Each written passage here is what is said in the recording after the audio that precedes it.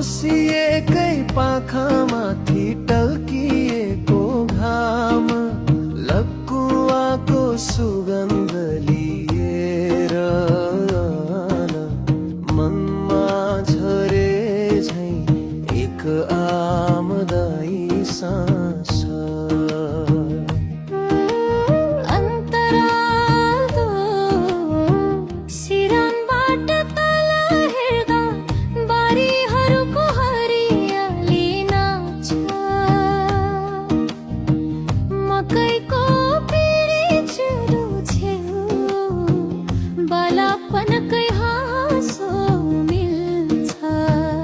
यो गाउँ